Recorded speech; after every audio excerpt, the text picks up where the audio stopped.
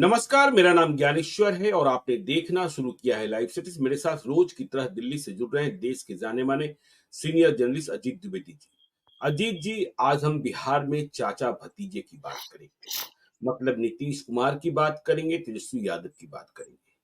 देखिए, कल बिहार विधानसभा के भीतर नीतीश कुमार को अपने भतीजे तेजस्वी यादव की चिंता हुई।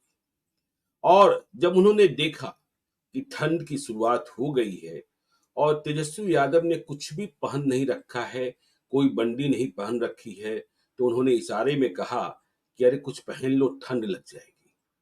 इसके बाद तेजस्वी यादव ने भी मन मन मुस्कुराते हुए जो जैकेट पहन रखे थे नीतीश कुमार, उसकी तारीफ कर दी। इसके बाद तो लोग कई तरीके की चर्चाएं, इतना ही संवाद बहुत कुछ हो जाता है। लेकिन यदि सच्चाई में देखें और नीतीश कुमार उपचुनाव के नतीजों के बाद जिस एग्रेशन में है, ऐसा लग रहा है कि वह पूर्ण रूपेण चुनावी मोड में है। और भले ही सहानुभूति नीतीश कुमार ने दिखाई हो, हम फिर से अपने दर्शकों को स्पष्ट करना चाहते हैं कि बिहार में सत्ता में कोई फेरबदल नहीं होने जा रहा है। नीतीश कुमार बदलने अभी नहीं जा रहे हैं, इस बात की गारंटी वे बार बार दे रहे हैं। हाँ, लेकिन इस बात की कोशिश नीतीश कुमार जरूर कर रहे हैं कि सत्ता के संग्राम में हम तेजस्वी यादव को कहीं नहीं छोड़े। अब प्रशांत किशोर से भी नीतीश कुमार को फायदा होते ही दिखाई पड़ रहा है। और देखिए, नीतीश कुमार तेजस्वी यादव की इस बात को समझते हैं कि तेजस्वी यादव किस बात का ढिंढोरा सबसे अधिक पीटते हैं। वह दावा करते हैं कि जब वे सरकार में शामिल हुए, महागठबंधन की सरकार में, तब बिहार में नौकरियों की बहार आई। जबकि नीतीश कुमार का कहना है कि यह 7 निश्चय पार्ट 2 का फैसला था। लेकिन सच ये भी है कि महागठबंधन की सरकार में ही तेजी आई थी। तो नीतीश कुमार राजनीतिक मोर्चे पर, प्रशासनिक मोर्चे पर, अब जनता को बार बार इस बात की जानकारी दी जा रही है कि देखिए, जो हमने कहा था 7 निश्चय 2 में, आज हमने सुबह सुबह अखबारों में पूरे पृष्ठ का विज्ञापन देखा, जिसमें नीतीश कुमार की बड़ी तस्वीर के साथ बिहार को यह बताने की कोशिश की गई है कि 7 निश्चय 2 का फैसला था 10 लाख नौकरी, 10 लाख रोजगार। इसमें 7,05,000 नौकरी हम दे चुके हैं। 2,10,000 नौकरी देने की प्रक्रिया पूर्ण हो चुकी है। लेकिन इसके साथ ही उन्होंने यह भी कहा है कि अब हम 10 लाख नहीं, 2025 के चुनाव के पहले 12 लाख सरकारी नौकरी देंगे। रोजगार की बात जब नीतीश कुमार कर रहे हैं, तो वे कह रहे हैं कि हमने फैसला किया था 10 लाख रोजगार देने की बात, 24 लाख लोगों को रोजगार दे चुके। अब इस रोजगार की श्रेणी में किसे किसे वह गिनते हैं मुझे नहीं पता। अब पता नहीं हवा हवाई चलाने वालों को भी रोजगार की श्रेणी में गिन लेते होंगे। देखिए, नरेंद्र मोदी ही कहते हैं पकौड़ा बेचने वाला भी तो रोजगार कर ही रहा है ना। तो देखिए, नीतीश कुमार ने कहा है कि 10 लाख की तुलना में हम 24 लाख दे चुके, 24 लाख दे चुके, और इसे बढ़ाकर हम 34 लाख करने जा रहे हैं। तो देखिए, नीतीश कुमार इस मोर्चे पर भी तेजस्वी यादव को पछाड़ना चाहते हैं। यदि हम राजनीतिक फैसलों की बात करें, तो आपने कल ही देखा होगा कि राजबल्लभ यादव के भतीजे, जो निर्दलीय बिहार विधान परिषद का चुनाव जीते थे, अशोक यादव, वह जदयू के साथ चले गए। खबर यह भी आ रही है कि आरजेडी के कई और विधायक नीतीश कुमार के संपर्क में हैं, नीतीश कुमार से मुलाकात कर चुके हैं। और फिर एक बात और जो आप बार-बार कहते हैं कि नीतीश कुमार ही वे नेता हैं जिन्होंने पूरे देश में महिला कंस्टिट्यूएंसी विकसित की है।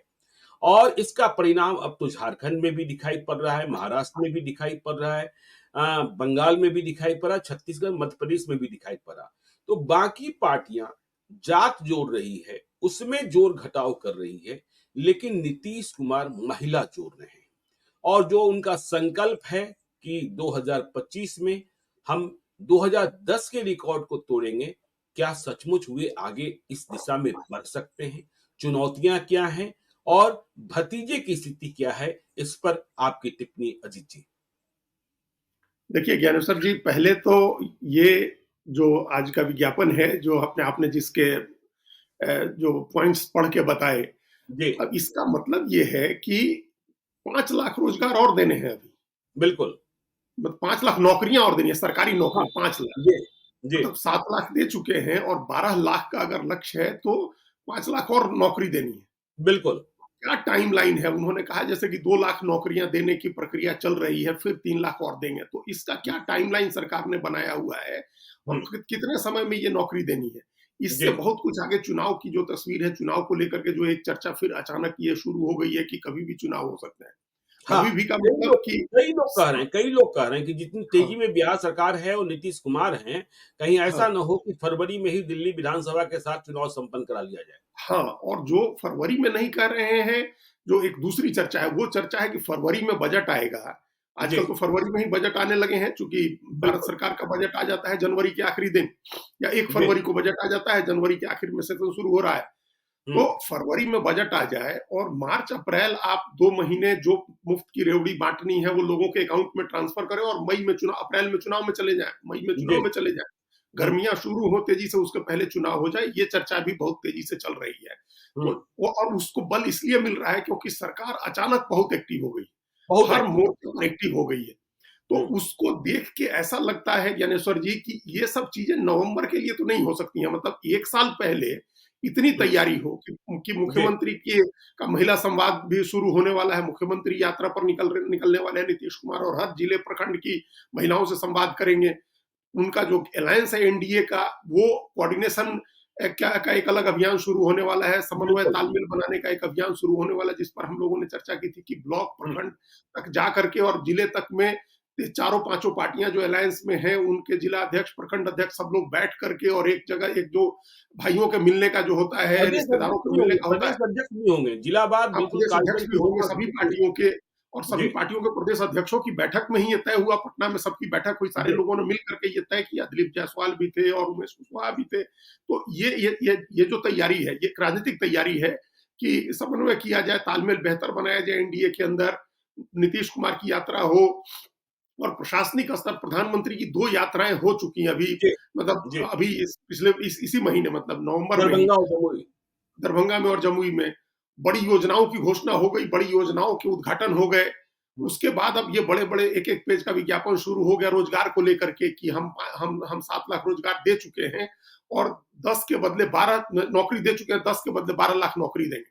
तो जी, एक तो 12 लाख नौकरी का मतलब 10 लाख नौकरी की जो बात थी, उसको 2 लाख बढ़ाने का बिल्कुल, जो मतलब है, वो भी हुँ, ये है कि तेजस्वी यादव पर से फोकस हटे।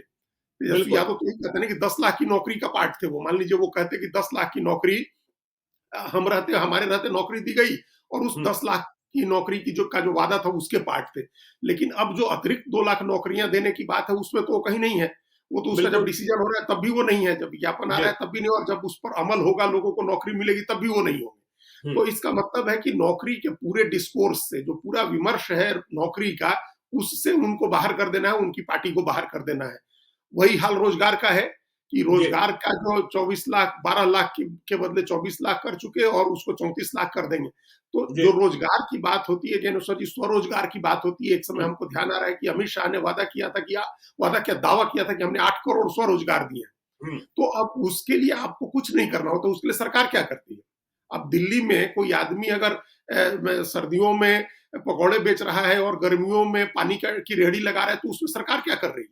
बिल्कुल, या पुलिस या प्रशासन या नगर पालिका कुछ नहीं कर रहे हैं वो लोग। आप हुँ, अपनी रेहड़ी लगा रहे हैं, आपने अभी सर्दियों के में आप पूरे किसी भी शहर में, मोतिहारी में चले जाइए बिहार में, तो वहाँ आपको मोतिहारी से बेतिया, मुजफ्फरपुर, पटना सड़कों पर ठेले लगा करके लोग ऊनी टोपी टोपी और बिल्कुल, मोजे बिल्कुल। और गुलबंद मफलर बेच रहे होंगे।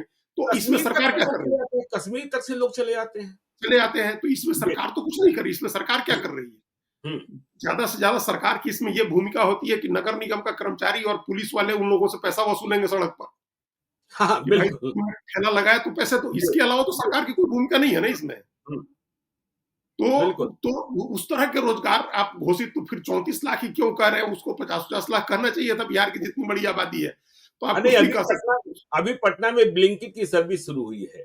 तो कम से हाँ, कम 1000 लड़के तो डिलिवरी बॉय में जुड़े होंगे, आप जोड़ लीजिए कि भाई ये रोज़गार भी तो हाँ, हमने ही दे दिया।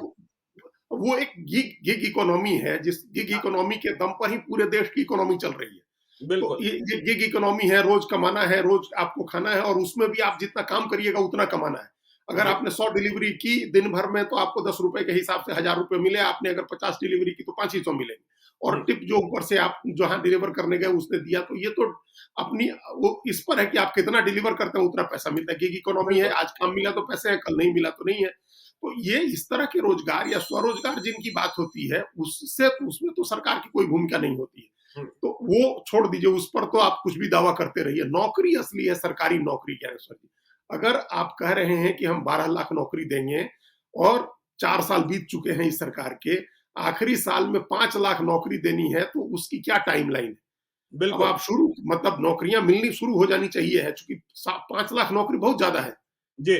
5 लाख नौकरी अगर देते हैं, इसका मतलब आप 5 लाख परिवारों को एक आर्थिक सुरक्षा प्रदान कर रहे हैं, मतलब लंबे समय में आर्थिक सुरक्षा प्रदान कर रहे हैं। चूंकि अब तो जो नौकरियां मिल रही हैं, देखिए जो नियोजित शिक्षक थे उन सबको भी आपने राज्यकर्मी का दर्जा दिया और उनकी नौकरी आपने सुनिश्चित की कि वो लोग 60 साल तक नौकरी करते, एक लंबे समय तक आप लोगों को आर्थिक सुरक्षा दे रहे हैं। और इस तरह की जब नौकरी स्थायी पक्की नौकरी जब मिलती है ज्ञानेश्वर जी, तो उससे इकोनॉमी में भी बूस्ट होता है। इकोनॉमी भी ऐसा नहीं है, इकोनॉमी में बड़ा बूस्ट आता है, चूंकि नौकरी की सुरक्षा होने पर फिर लोगों के खर्च करने की प्रवृत्ति बढ़ती है, पैसे खर्च करना शुरू करते हैं लोग, जो इकोनॉमी में आता है। तो एक ओवरऑल बिहार की इकोनॉमी को और इंडिविजुअल 5 लाख परिवारों की इकोनॉमी को आप बूस्ट देने जा रहे हैं, उसके लिए उसका काम शुरू हो जाना चाहिए था। तो अब ये हम लोगों को देखना होगा कि सरकार कितनी जल्दी ये काम करती है। और क्या मुझे अगले 2-4 महीने में? मुझे एक बात और लगता है अजीत जी, कि देखिए उपचुनाव के नतीजे के बाद नीतीश कुमार का आत्मबल इतना बढ़ा है कि देखिए उपचुनाव के पहले किन किन बातों का शोर था। जहरीली शराब कांड हो गया, प्रशांत किशोर कह रहे थे शराबबंदी खत्म कर देंगे, जो 25,000 करोड़ रुपए आएंगे उससे स्कूलों की स्थिति सुधारेंगे। देखिए प्रीपेड स्मार्ट मीटर को लेकर कितना हंगामा हुआ कि प्रीपेड मीटर जो है खून चूस रहा है। आप देखिए लैंड सर्वे को लेकर कितना हंगामा हुआ, लेकिन सब कुछ खामोश हो गया और नतीजे नीतीश कुमार के पक्ष में, एनडीए के पक्ष में आए।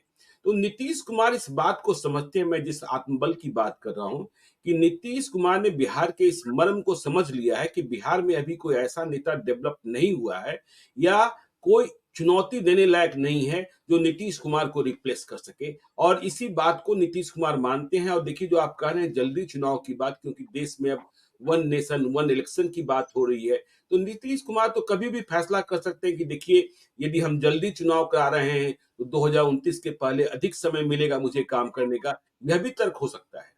हाँ, हाँ, कई बहुत सारे तर्क हो सकते हैं। बाई इलेक्शन की जीत का तर्क भी होगा। By ji. इलेक्शन के बाद जो और तेजी आई है, देखिए नीतीश कुमार तो पहले दिन से चाह रहे, जब वो आरजेडी के साथ अलायंस में गए थे, उस समय भी आपको ध्यान होगा उन्होंने आरजेडी की लीडरशिप पर कितना प्रेशर बनाया था इस बात बिल्कुल। के लिए कि चुनाव करा लिया जाए।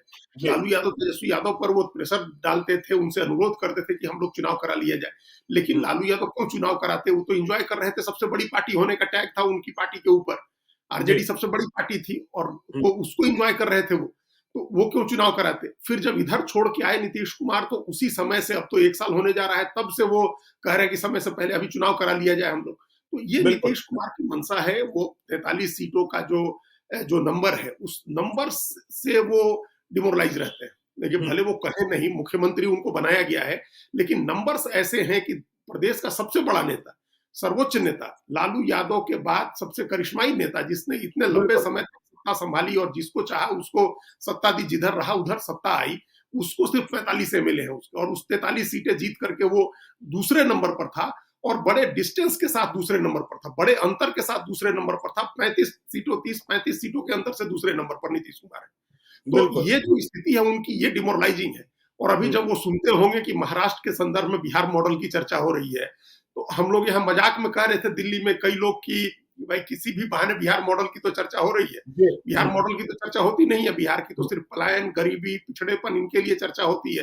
तो एक बिहार मॉडल की चर्चा हो रही है। एकनाथ शिंदे की पार्टी चाहती थी कि जिस तरह से बिहार में बहुत कम सीट होने के बावजूद नीतीश कुमार को सीएम बनाया गया, उसी तरह से एकनाथ शिंदे को सीएम बनाया जाए। महाराष्ट्र में कम सीटें हैं इसके बावजूद, लेकिन बीजेपी ने खारिज कर दिया। तो बिहार मॉडल की जो चर्चा जब होती होगी, तो नीतीश कुमार को निश्चित रूप से अच्छा नहीं लगता होगा। उनको लगता होगा कि ये बिहार मॉडल जो है वो थोड़ा ह्यूमिलिएटिंग है, मतलब कि हमको कम सीटें हैं, इसके बावजूद हमको सीएम बना रखा है बीजेपी ने, तो हम बीजेपी की कृपा पर है। तो इससे वो उबरना चाहते हैं। ये एक साइकोलॉजिकल बैरियर, एक साइकोलॉजिकल उनके दिमाग में हैमर कर रही है ये चीज की साइकोलॉजिकली कि वो चुनाव करा लें। तो हर मौके का इस्तेमाल करते हैं वो चुनाव कराने के लिए। तभी जब आरजेडी से पाला बदल करके जेडीयू के साथ आ रहे थे, तब भी ये वो कह रहे थे, उस मौके का इस्तेमाल करना चाहते थे कि जल्दी चुनाव हो जाए, लोकसभा के साथ चुनाव हो जाए। अभी हुआ कि अभी के जो चुनाव का साइकिल है 4 स्टेट का उसमें हो जाए। अब जो साइकिल शुरू हो रहा है और जिस तरह से सरकार की गतिविधियां हैं, सरकार की मतलब राजनीतिक गतिविधियां जिस तरह से हैं और प्रशासनिक कामों की जिस तरह से जिस तरह की तेजी आई है, उससे ऐसा लग रहा है कि उनके मन में फिर एक बार ये चीजें उफान मार रही हैं कि अब समय से पहले बिल्कुल। चुनाव। तो अब और देखिए होगा या नहीं होगा वो स्पेकुलेशन है। बिहार विधानमंडल का सत्र शुरू हुआ है 25, 26, 27, 28, 4 दिन हो चुके हैं। 4 दिन में ऐसी कोई खबर नहीं आई जिसे लेकर आप नीतीश कुमार की सेहत, चाहे आप शारीरिक कहें चाहे मानसिक कहें, दोनों के बारे में आप कोई प्रतिकूल टिप्पणी कर सके। देखिए वह बिल्कुल फिट दिख रहे हैं और जब नीतीश कुमार स्वयं को फिट दिखा भी रहे हैं कि देखो अब हम तैयार हैं।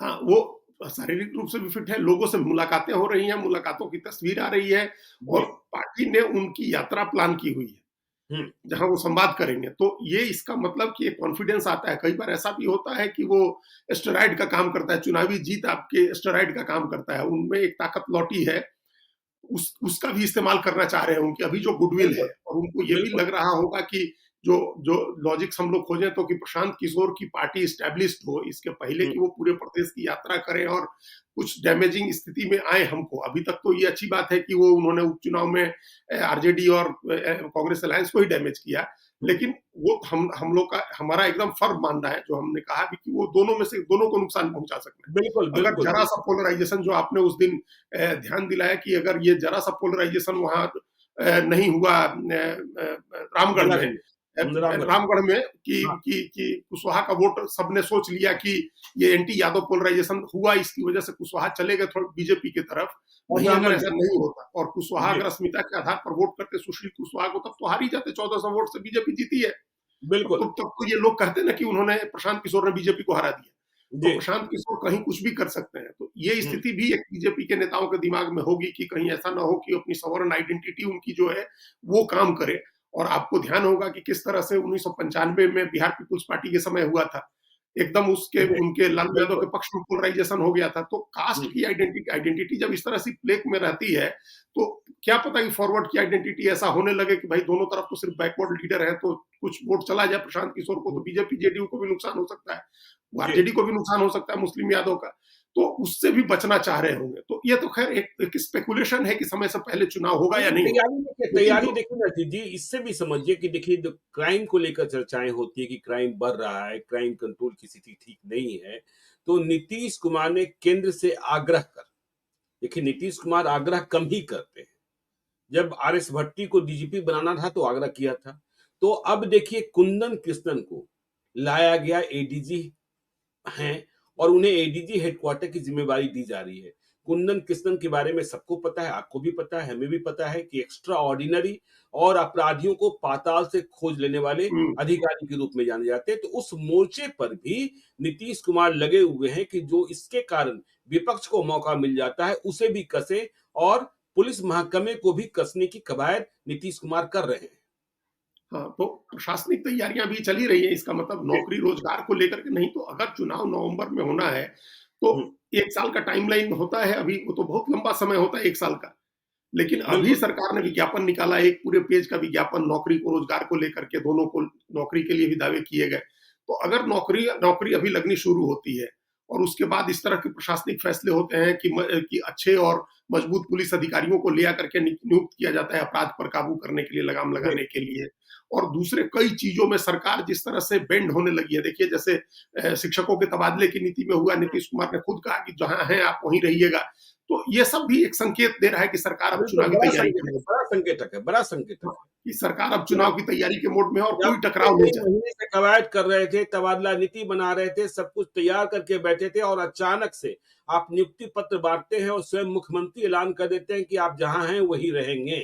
हाँ, हाँ। तो शिक्षकों को नाराज़ नहीं करना है, कानून व्यवस्था की स्थिति सुधारनी है, नौजवानों को रोज़गार और नौकरी का भरोसा दिलाना है, तो ये सारी चीज़ें और पॉलिटिकल तमाम गोटी सेट करनी है, मुख्यमंत्री यात्रा करेंगे, अलायंस के पार्टनर आपस में तालमेल बनाएँगे। तो ये सब चीज़ें इस बात का इशारा है कि सरकार ने चुनाव की तैयारी शुरू कर दी है, चुनाव चाहे जब भी हो, ये सारे चुनावी मामले हैं। बिल्कुल, अब इसमें जब लैंड सर्वे में ही ढील दे दी गई। अब आपको ढील दे दी गई है।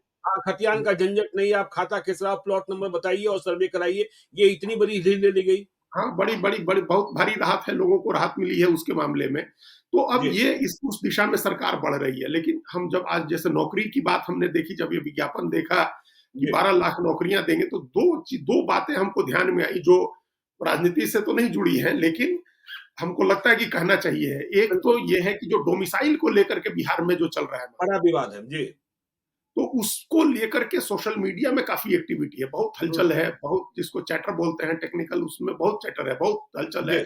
हुँ, लोग चाह रहे हैं, लोग स्वास्थ्य विभाग में लोग बता रहे हैं, झूठे सच्चे आंकड़े दे रहे हैं, चूँकि कोई पक्का आंकड़ा सरकार अपनी तरफ से नहीं दे रही है, तो जी, लोग आंकड़े बता रहे हैं कि स्वास्थ्य विभाग में इतने हजार लोग बाहर से आकर के नौकरी कर रहे हैं, शिक्षा में शिक्षा इतने विभाग हजार लोग बाहर से आकर के नौकरी कर रहे हैं। तो डोमिसाइल की नीति लागू हो, अपने लोगों को आप रोजगार दें, बिहार के लोगों को रोजगार दें, ये बात उठेगी, ये एक मामला जी, आएगा सामने जिसको सरकार किस तरह से हैंडल करती है। जी, और दूसरा मामला, हमने कल एक खबर देखी, पता नहीं हो सकता है बिहार में भी वो खबर छपी हो, आपकी नज़र में आई भी हो सकती है कि एक एक कंप्लेंट है शिक्षकों की, कि वो जी, स्कूल में बेड लगा के सोते हैं हुँ, और हथियार लेकर के स्कूल आते हैं। तो अच्छा, ये 2 ये अंग्रेजी के अखबार में इंडियन एक्सप्रेस या द हिंदू में खबर छपी थी दिल्ली में। हाँ, तो हम कल ही सोचे थे कि आपको बताएँ कि ये देखिए क्या, मतलब इमेज ऐसे भी बिहार की कैसे बनी हुई है कि हुँ, शिक्षक जो है वो हथियार लेकर के जाता है, बच्चों ने देखा है और अपने हुँ, गार्डियंस को कहा है, जिसके बाद लोगों ने कंप्लेंट की है। और दूसरा कि बेड लगा के सो जाते हैं। अब आप सोचिए कि ये शिक्षकों पर थोड़ी सख्ती हुई कि नहीं, आप हाज़िरी इस बनाइए, पे तो देखिए, जो लोग इससे नाराज़ हैं कि नीतीश कुमार ने कह दिया कि जो जहाँ हैं वहीं रहेंगे, तो इस बात से नाराज़गी व्यक्त करने वाले लोगों का कहना है, जो आप कह रहे हैं कि बेड लगा कर सोते हैं, कि देखिए अभी क्या है, पंचायत स्तर पर नियोजन हुआ था, तो सभी स्थानीय ही हैं। तो ऐसा भी हो रहा है कि चूँकि आपको ऑनलाइन हाज़िरी बनानी है, वहाँ पहुँचना है, जो भी नियम कायदा है शिक्षा विभाग का, कि हाज़िरी बनाने के बाद लोग खेत खलिहान, दुकानदारी करने चले जा रहे हैं और पढ़ाई की व्यवस्था नहीं हो रही है। यदि तबादला कर दिया जाता, तो वह दूसरी जगह जाते, तो कम से कम यह काम तो नहीं कर पाते और बच्चों को पढ़ाते। हाँ, तो ये इसी संदर्भ में डोमिसाइल वाली बात भी फिर आती है। इसी संदर्भ जी, में लोग, दूसरा लॉजिक ये दिया जा रहा है कि जो लोग बाहर से आए हैं, उनको हुँ, कोई खेत खलिहान नहीं कमाने जाना है और बिल्कुल, उनकी उन्होंने वहीं मकान लिया है, वहीं रह रहे हैं जहाँ उनकी नौकरी लगी है, तो हुँ, वो पढ़ा रहे हैं। और जी, जो बिहार के लोग जो हैं, जो पंचायत स्तर पर नियुक्त थी, वो पढ़ा नहीं रहे हैं, वो जाकर के सो जा रहे हैं स्कूल में। अब ये हुँ, सोचिए, हाज़िरी बनाने के लिए कह दिया गया कि 2 बार अटेंडेंस लगेगा, तो बिल्कुल, इसके लिए, इसके प्रतिरोध में लोग इतने नाराज़ हैं कि हमको क्यों कहा गया कि 2 बार हाज़िरी बनेगी, आप रहिए, हमारे ऊपर क्यों सख्ती हो रही है? भाई, आप अपने जी, को सुधारते क्यों नहीं हैं? आप ये क्यों सोच बिल्कुल, कर के बैठे हुए हैं कि आपको सरकार सिर्फ वेतन दे और आप कोई काम नहीं करें? हुँ। ये आप अपनी प्रवृत्ति बदलिए, अपना नेचर बदलिए, खुश होइए कि आपके पास एक सरकारी नौकरी है, नहीं तो इस देश और में यही कितने लोग बिहार का भटक दर्द रहे है हैं। ना, यही बिहार का दर्द है ना कि आप हाँ, अपने बच्चे को पढ़ा भी नहीं पा रहे हैं सरकारी हाँ, स्कूलों में और आगे आप रोना भी रोएँगे कि भाई बिहार की शिक्षा व्यवस्था। आपको जानकर आश्चर्य होगा, पिछले दिनों एक साथी, युवा साथी मेरे पास आए। मैं उन्हें देखता रहता हूँ, लिखते रहते हैं वे सोशल मीडिया पर। उन्होंने बताया कि मैं पीएचडी कर रहा हूँ। कुछ चैनल भी चलाते हैं, छोटा-सा। तो हमने कहा तुम पीएचडी कर रहे हो? कही इसकी हाँ भैया। हम कि कहाँ से कर रहे हो? तो कहा फलाँ यूनिवर्सिटी से। हमने कहा अच्छा। तो हमने कहा फुर्सत तुमको मिलती है और इतना पढ़ पाते हो? कहे भैया 4 महीने में हो जाएगा, सारा जुगाड़ हो गया है।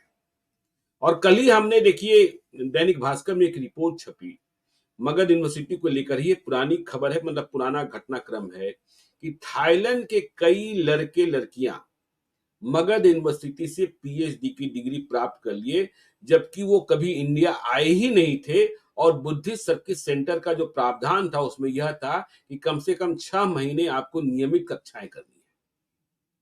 हाँ, तो ये वही डिग्री बँट रही है, स्कूल कॉलेज हो, सब जगह डिग्री बँट रही है। किसी को, बिल्कुल। जिसको नौकरी मिल गई उसको पढ़ाना नहीं है, अपने पैसे मिल रहे हैं तो अपने बच्चे को कहीं प्राइवेट में पढ़ा लिए, बाहर भेज दिए पढ़ने के लिए, तो इससे चीज़ें नहीं सुधरेंगी। फिर आप हुँ, किसी से शिकायत करने का आपका मुँह नहीं रहेगा। आप देखिए अभी नारायण मूर्ति कह रहे हैं कि 14 घंटे काम करना चाहिए और जी, दुनिया भर से इस बात को कॉर्पोरेट से समर्थन भी मिल रहा है, और कॉर्पोरेट में बच्चे, पत्रकारिता में बच्चे 12-12 घंटे नौकरी कर रहे हैं। 2 घंटे की यात्रा कर रहे हैं और 10 घंटे, 12 घंटे नौकरी कर रहे हैं। हमने तो आपने इतने किया है ना प्रिविलेज जी, हैं। हमने आपने किया है ना। हम लोगों ने किया है ना, हम लोगों ने हाँ, की है हम लोगों नौकरी। ने कभी घंटा गिना है क्या? तो वही एक मुझे तो अपने पैशन के हाँ, तहत हम लोगों ने काम किया। आपने ही देखा पिछले साल मुझे दिल्ली में ही डेंगू हुआ। लगा कि हाँ, 15 दिन, हाँ, 15 दिन लग जाएँगे। लेकिन 2 दिनों के बाद मुझे लगा कि ये मुझे तो दर्शक ही भूल जाएँगे। तो भूल मैं जाएँगे तीसरे और दिन से 4 वीडियो नहीं कर रहा था, लेकिन 1 वीडियो कर रहा था। जैसे ही बुखार हाँ, कम होता या कालपोल खा लेते, कुछ भी कर लेते, लेकिन हम लोगों ने तो किया है ना, क्योंकि हाँ, हाँ, लक्ष्य एकदम प्राप्त करना था। पैशन से किया है भाई, तो ये पैशन नहीं है आपके पास। चलिए जी, हम मान लें कि हमारे आपकी तरफ पैशन नहीं है, अपने काम के प्रति कोई जुनून नहीं है, तो सैलरी तो जस्टिफाई करोगे। बिल्कुल। सैलरी तो जस्टिफाई करोगे, अच्छी खासी सैलरी बिहार सरकार दे रही है, तो सैलरी तो जस्टिफाई करिए आप, उतने की नौकरी तो करिए आप। जी, तो आप ये सोच करके तो इस सरकार को ये 2 चीज़ों को एड्रेस करना चाहिए। देखिए, आप सरकार पैसे दे रही है, टैक्स पेयर्स का पैसा है जिससे आप वेतन दे रहे हैं लोगों को, तो रोजगार जिस काम में लगाया गया वो सुनिश्चित हो, शिक्षा की व्यवस्था सुधरे, स्कूलों की हालत सुधरे, स्कूलों का बुनियादी ढांचा सुधरे, आप नौकरी दे देना सिर्फ मतलब नहीं है। और यही एक छोटी-सी कहानी बता देते हैं अजीत जी। दिल्ली के जिस इलाके में दिल्ली एनसीआर के जिस इलाके में मैं रहता हूँ दिल्ली जाने पर, पास में ही मेरी बेटी एक स्कूल के एडमिन सेक्शन में है, बड़े स्कूल में, हैं? और उसके पास मतलब घर की दूरी जो है, वह 5 मिनटों की है।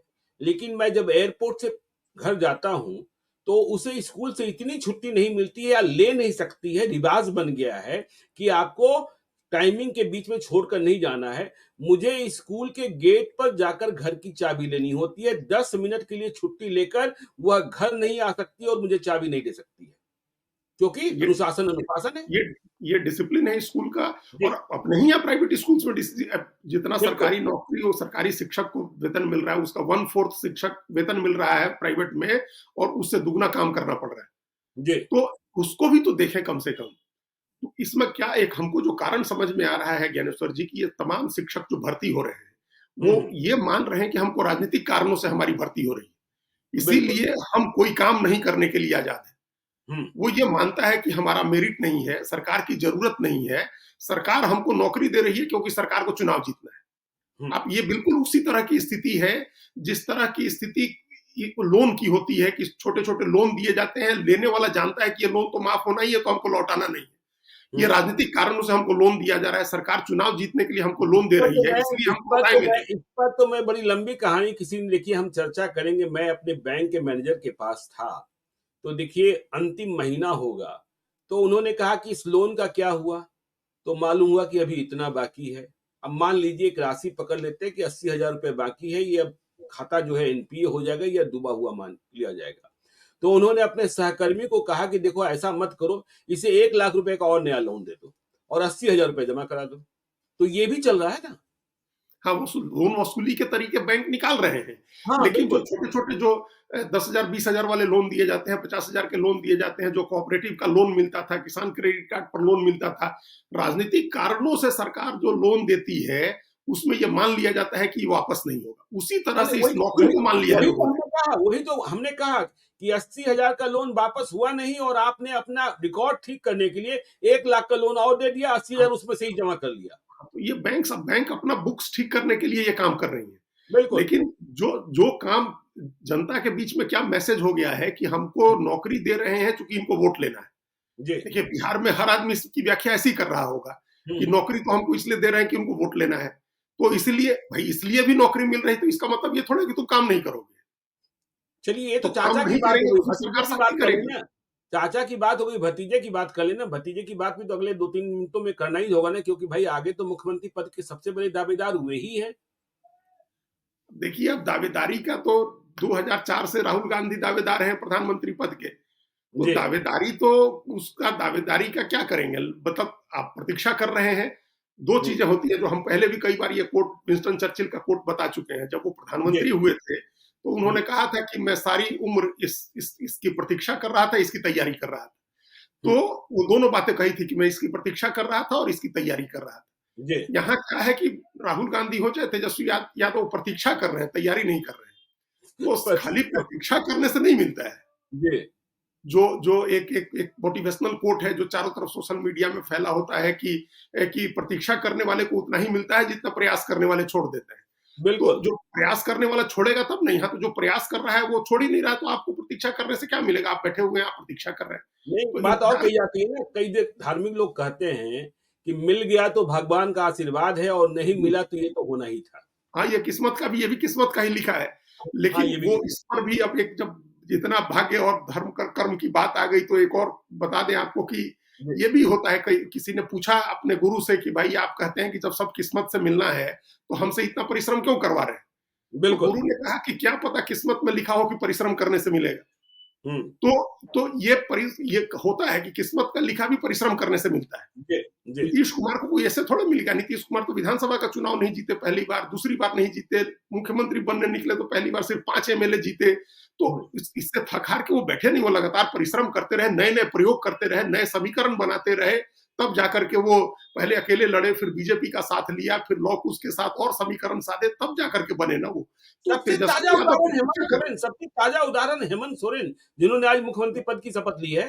बिल्कुल, बिल्कुल, और उनको तो पार्टी 17-18 सीट की पार्टी होती थी। इससे ज़्यादा, इससे बिल्कुल, पहले उनके पिताजी को सबसे ज़्यादा जो सीटें आई थी 1991 में आई थी 21 सीटें, वो हाईएस्ट जी, सीट थी। उसके हुँ, बाद शिबू सोरेन के नेता रहते कभी 21 सीट नहीं आई, और उस 21 सीट वाली भी पार्टी टूट गई थी। कृष्णा मार्डी ने जेएमएम तोड़ दिया था और जेएमएम का एक मार्डी गुट अलग बन गया था, कृष्णा मार्डी का ये 91 में। जी, तो हुँ, ये तो भई उन्होंने अपना समीकरण, नया समीकरण बनाया, नई चीज़ें बिल्कुल, जोड़ी उन्होंने। हुँ, और उसको अपने मजबूती के साथ नए सिरे से सत्ता में उन्होंने मेहनत की। प्रतीक्षा करने से नहीं होता है। तो भतीजे की जो आप बात कर रहे हैं ना, भतीजा प्रतीक्षा कर रहा है, इंतजार कर रहा है, कोशिश हुँ, नहीं कर रहा है, तैयारी नहीं कर रहा है। तेजस्वी यादव को तैयारी करने की ज़रूरत है, उनको मेहनत करने की ज़रूरत है। अपने तमाम जो आस-पास उन्होंने अयोग्य और अहंकारी लोग भर रखे हैं, उनसे मुक्ति पाने की ज़रूरत है। उनको अपने सारी चीज़ें खुद अपनी निगरानी करनी होगी, अपनी नज़र रखनी होगी, संगठन मजबूत करना होगा, ग्राउंड लेवल पर जाना होगा। ये कौन-सी ऐसी बात है जो वो नहीं जानते हैं? उन्होंने अपने पिता बिल्कुल, को देखा होगा इतनी मेहनत करते हुए। तो वो बिल्कुल, मेहनत करें। इस उनकी 2 ही प्रतीक्षा रहती है कि ये हटेंगे नीतीश कुमार तो हम बन जाएँगे, या हुँ, नीतीश कुमार का जब उधर से मन भरेगा तो हमको बना देंगे। तो इस वजह से थोड़े आपको मिलेगी, इस तरह से नहीं मिलेगी सत्ता। आपको जितनी तैयारी अभी कर रही है, एनडीए जितना कर रहा है, प्रधानमंत्री और जी, मुख्यमंत्री जितना कर रहे हैं, उसका 5% भी तेजस्वी यादव नहीं कर रहे हैं। अभी कम से कम 50% तो करें, मैच तो करें, अपोज़िशन में हैं आप, आपको हाँ ज़्यादा जी, मेहनत करनी चाहिए, जी। लेकिन कम से कम 50% तो करें। 50% तो कम से कम कीजिए तेजस्वी जी, और देखिए नीतीश कुमार जिस तेजी में लगे हैं, कहीं ऐसा ना हो जाए कि समय से पहले चुनाव हो जाए और आप सब लोग प्रतीक्षा ही करते रह जाइएगा। तो देखते रहिए लाइव सिटीज़ को, आगे भी हम चर्चा जारी रखेंगे। यदि अब तक आपने हमारे यूट्यूब चैनल लाइव सिटी को सब्सक्राइब नहीं किया है, तो ज़रूर कर लीजिएगा, और यदि इस वीडियो को आप फेसबुक पेज के माध्यम से देख रहे हैं, तो पेज को लाइक कीजिएगा। हैंडल एक्स पर भी हमें फॉलो कीजिए। धन्यवाद।